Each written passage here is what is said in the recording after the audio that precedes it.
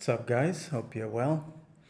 Yet another video. So in this video, as you can see in the title, it says, if you want to get anything done here in Africa at the highest quality, you better do it yourself. Try and do as much as you can yourself, and you will thank me later. Let's get into it. Doing business in Africa is not easy. There's so many challenges, but fortunately, where there's a lot of challenges, also there are plenty of opportunities, so many opportunities.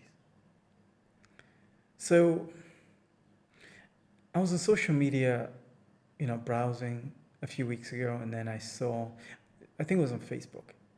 There are these guys that are buying used cars and some new cars from Japan, and then they are importing those cars through the port of Dar es Salaam, which is the biggest port in East Africa. Despite what you've heard, you see, Mombasa's got a bigger reputation, I guess, than Dar es Salaam, but Dar es Salaam is a bigger port for importing goods here into Africa on the east coast of Africa than Mombasa is. It's not to say that people do not import things through the Mombasa port. It's just Dar es Salaam is a much bigger port. So when you're dealing with a much bigger port like that, it means the fees or the cost to import things through that port are not going to be as high as, let's say, Windhoek, Namibia, or Durban, South Africa. So there's some people who are in landlocked countries like Zimbabwe, Zambia, Botswana, those three countries specifically, that are importing their cars through the port of Dar es Salaam because they figured out they can save maybe $500 or even $1,000 on fees and duty and all this stuff. When you add up all the fees, they're these guys that are really good at their calculations. And when you're in the West or in the US and the UK, you might think, oh, what's the point? It's only $1,000, it's only $500. But let me tell you something. $1,000 goes a long way, much further in an African economy than it does where you are if you are in the West. So $1,000 could feed somebody for like 2 months, pay rent, food, all that, even school fees. So that's why people are considering using the Dar es Salaam port versus the Durban port. For example, the Zimbabweans and the people from Botswana are preferring to use the Dar es Salaam port versus Durban. Even though Durban is closer, when you look on the map, Durban is closer for them to import. They save money, even if like as little as $500, goes a long way. So I saw on social media these guys that are doing that. So one of the guys that handles importing the goods, he also has a dealership here in Tanzania. So he was warning people that are buying these cars and driving them down all the way to Zimbabwe. It's about 1,500 kilometers. So it's not a short distance. If you were driving that distance, it'll probably take you 3 to 4 days. But let's make it maybe 5 days or even a week. Because you got to deal with, clearing your stuff through the borders. Because between the country of Tanzania and the country of Zimbabwe, there's Zambia there. So you got to cross. So in order for you to get your car from the Dar es Salaam port in Tanzania all the way to Harare, Zimbabwe, you got to pass through Zambia. So you have to cross the border into Zambia, which is not too crazy, because I've done it. By the way, Zambia is an amazing place. I had no idea how great Zambia was. Yeah, if you're from Zambia, if you know people from Zambia, hook me up, man. I need to come over there and just hang out for even a week or a month, probably bring my family, enjoy life over there. Zambia is amazing. I passed through Zambia one time. It's incredible. I used to only fly into Zambia, but this time I was like, you know what? Let me just pass through Zambia and see what it's like. I was blown away. The roads are incredible. So the roads between Dar es Salaam and all the way to the Zimbabwean border are excellent. But there's a small stretch that is not so good.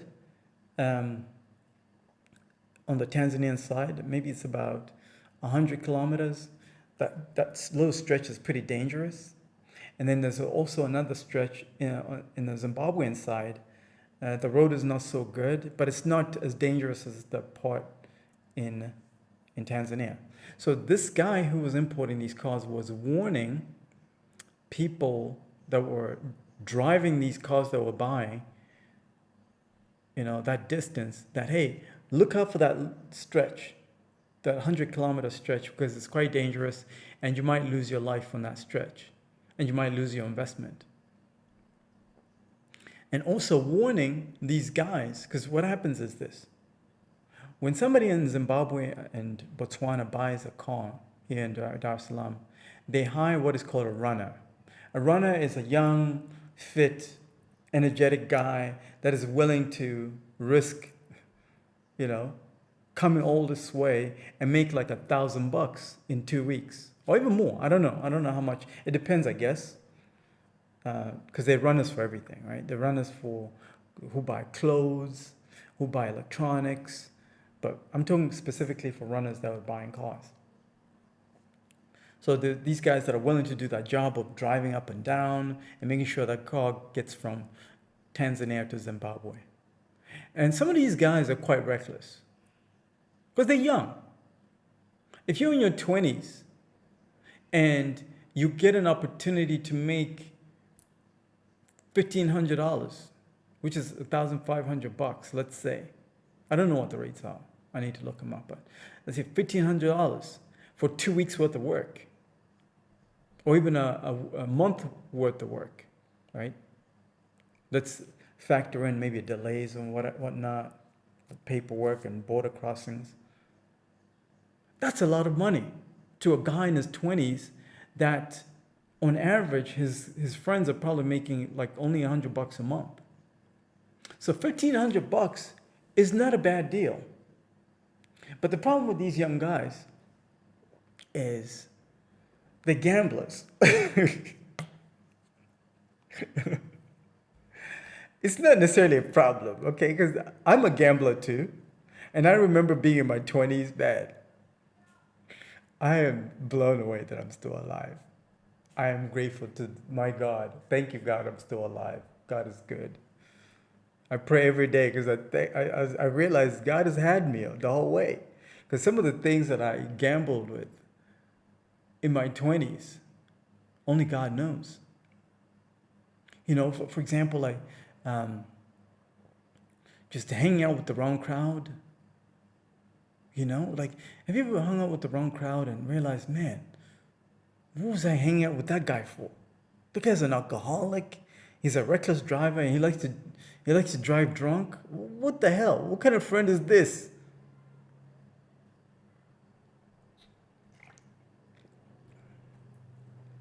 So a lot of these guys that are doing running are reckless. So they either drive too fast,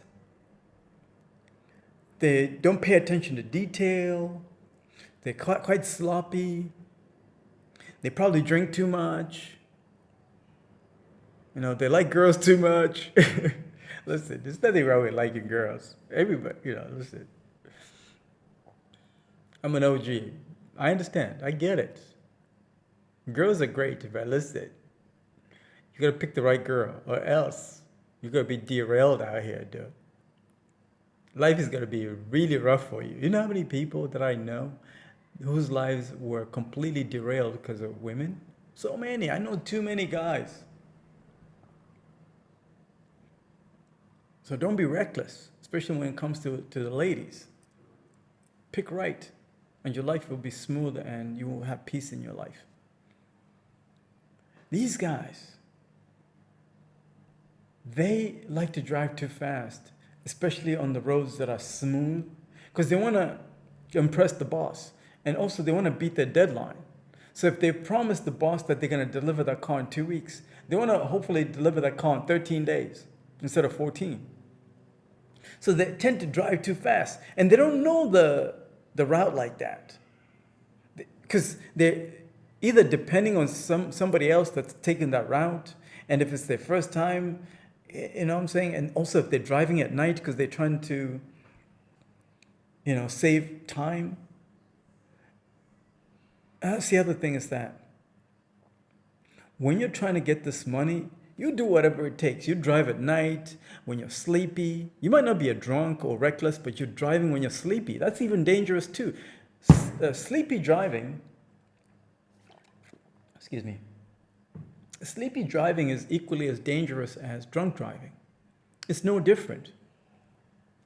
So these guys would probably forget or whatever. So they were being warned, hey, dude, make sure you do this. I'm using this as an example of, if you were to consider getting into this business where you are importing those cars like these guys are doing, and you want to run an operation of runners that are bringing these cars from Tanzania all the way to Zimbabwe, Botswana, Namibia, do it yourself first. Go through the pain of that journey. Oh, and it's painful. I promise you, it's not easy. The thing about most people that do business here in Africa is that they don't want to go through the pain after a certain level.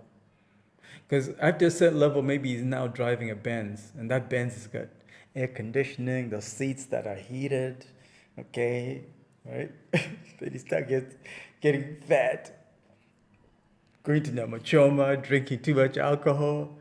You don't want to go through like 1,500 kilometers to inspect that route, to ensure that when you set up the right systems, because let me tell you the benefit of doing everything yourself. It ensures that you understand everything about the process that you're about to put your people through, so that your business does not fall apart. There's some people that are gambling with their entire businesses by delegating work to people that are less qualified than them. And those people that are less qualified than them end up sabotaging their business. And that's because that business owner did not do the due diligence of doing that work themselves. I've learned the hard way, guys. I'm telling you these things to save you time and money, because I've learned the hard way. When I was building this channel, if you go to my earlier videos from 4 years ago, a lot of the content was drone footage, driving videos and stuff like that. I didn't do that by myself. I hired some guy. I sent him some cameras. I gave him instructions on what to do. And he started shooting the content for me. And then things started getting sloppy. And I was like, you know what? Let me just do things by myself. And here we are, 4 years later. And I'm glad that I made that decision to take things into my own hands and do things by myself. Because if I had relied on somebody else to this point, my vision would have been messed up. Now I have 100% control over everything. I do all my content shooting. I do everything. This whole setup is on me. All the content you're going to see on this channel moving forward is going to be me and my wife. That's it. Because I cannot put too much trust in employees or people like that. Yeah, it's not to say I'm not going to hire people. I will. But I'll be outsourcing certain things. There will be certain things I'll be outsourcing. But I do everything. Even thumbnails, I do everything. I'm a jack of all trades because I have to. Because that's the only way the quality is going to elevate. It's going to continue to elevate. And also a lot of you guys, when you get into business here in Africa, you need to be mindful of. You can't think that just hiring somebody is going to solve your problem. Yes, there are some people that are good here in Africa. It's not to say there aren't people that are good. In fact, there are people that are good at setting up cameras, like the setup that I have. You know, I have podcast mics and everything. Man, I got thousands of dollars worth of stuff, equipment. But I want to learn how to set it up all by myself first, so I know if I'm getting scammed or not. If somebody says, "Hey, I'll charge you like $100 USD to set up this situation that I got right here," I'll be like, you know what? I got the money, but why am I paying you $100 for that? I'll just take a couple hours to figure out how to do it myself, and I save $100. And the quality is going to be good. Because if I don't do that, if I don't learn how to set it up on myself, I'm going to have to rely on this guy to come set it up for me every time I need to shoot content and deliver value to you guys. That's compromising on my standards now. The game is very cold. The game of business is very cold. This is not just something I learned here in Africa. I learned that, you know, in the last 25 years of being in corporate, being in America, you know, just doing business and in corporate and having a job. I learned that. There's certain things that I would see, you know, when I was in my 20s and 30s, you know, I would work for these guys that would have a business, and then they would hire maybe like 20 people. And then out of those 20 people, like 15 of them are crash dummies. Only 5 of them were producing 80% of the value. 80% of the work that was being produced at the highest level was coming out of 20% of the staff. The other 80 were like placeholders, crash dummies, I call them.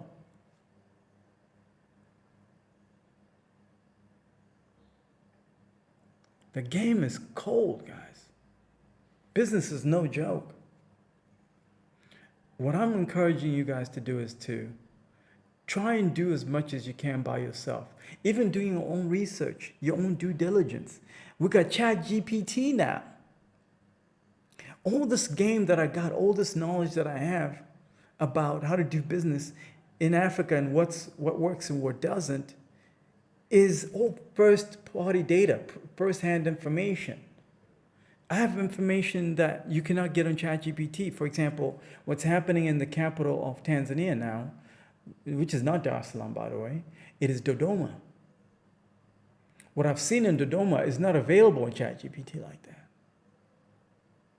What I have here on this channel is just a fraction of what's there. Every time I go to Dodoma, it's next level now. Things have gone to the next level. There's so much wealth being built. I was seeing these guys that were villagers at one point, just 5 years ago, you know, living hand to mouth, farming, subsistence farmers. Now they're driving Pajeros and Land Cruisers, $100,000 V8s, because they were able to sell their land to people that were speculators, land developers. Overnight, people are getting wealthy. The game is different out here. But how do I know all of this? Because I was there multiple times and I have evidence on this channel. And I've built a network of people that I trust, that I know no nonsense, no bullshit people during my travels. Same thing with Zambia. I've only been to Zambia like one time. But I know for sure if I come to Zambia and I spend like even 30 days over there, I'm going to build a pretty good network of good people. There's a YouTuber called Dawood. I like that guy. I don't know how to pronounce his last name. He did a series of videos about Zambia, man. He did right by Zambia. He did right by them. He inspired me to want to go there for at least 30 days. Just hang out in those fancy malls you guys got over there. You got better malls than Zimbabwe. Eh? Look at you guys. Proud of you guys. I can't wait. Gonna hang out, spend some kwacha, Zambia is expensive, but Zimbabwe is more expensive. So hey, it is what it is. If you're ready to work with the best, this means that you're ready to start making money here in Africa, and you want to work with the best talent, the best consultant that knows how to navigate these uncharted waters. Schedule time. I'll put a link in the description of this video. Schedule some time. This will be a paid consultation. The information I'll be able to give you will save you lots of money and save you lots of time. Because there's certain ways you got to move out here. You can't just be going to, let's use Zambia as an example. You can't just go to Zambia and say, I want to do business in Zambia. Let me just go to the local market and start asking people, hey, how do I do business over here? No, there's a whole process to it on how to get what you need. I'll give you one tip right now. I learned this one in Rwanda. By the way, I love Rwanda. Oh, man, Rwanda's great. So, most business in Rwanda is done in fancy five-star hotel lobbies. And it's the same thing in Kenya too. If you want to, be around people that are serious, you go to, or you look for 5-star hotels or 4-star hotels, the best hotels in town. And then you go hang out at the hotel lobby, at the bar, and order food and order a drink. Spend your time there. Don't go to clubs. Well, no, it's a waste of time. Don't go to the club. Don't go to these overhyped restaurants. Nah, that's not what the game is. Go to 5-star luxury hotels and hang out at the hotel lobbies. Chill over there and do your work over there. Have a cup of coffee, dessert, order some food, and just hang out and just observe. You're going to meet a lot of businessmen, business ladies that are in town hustling. That's how you build your network that way. Because unlike the West, unlike the United States, unlike the UK, when people come to Africa, it's a very social society here. People still talk to each other. People, share information. That's how we survive in Africa. Networking. If you meet somebody in a hotel lobby in a 5-star hotel, and maybe they're from South Africa, they're in Lusaka for a business meeting, but there's certain things that they're looking for, and Lusaka quite well. You can offer to take them around and be like, hey, listen, I know Lusaka, and I know how to dodge the scammers. I can show you around. I can take you around. We just have a conversation about what it is that you're looking to do here in Lusaka. And you build your network that way. That guy was from South Africa, or that lady was from, let's say, Dar es Salaam or Zimbabwe. Can tell you something about opportunities where they're coming from. You network that way. I'm a fan of that type of networking versus going to these networking events. There's a big networking event over there in one of these countries up north of Africa. What is it? Algeria. Yes. I think it's already passed. It was in September, I think. It's a business networking event for African business people or something like that. That's how they promoted it. A lot of these YouTubers were invited, like the Water Mines were invited over there. Personally, I'm not a fan of those. They don't work for me. They work for some other people, but they don't work for me. I like that game, the hotel game, where it's less distractions. Because in those places, everybody's distracted. There's too much chaos, too much noise, too many people. Being around too many people can be a big problem. So those are kind of like tips, advice. And I'll do a separate video on this channel of how to network the right way, how to move to make sure you become a peacock. You're attracting opportunity versus chasing it. That's the other thing. It's like too many people are chasing money versus attracting money. We're going to talk about that in a separate video. That's a topic for another video. Again, if you're ready to work with the best, starting a business in Africa, specifically in the east part of Africa, southern part, I'm an expert there. Schedule time. Talk to you soon. Paid consults only. Serious people. No dusties. Blessed.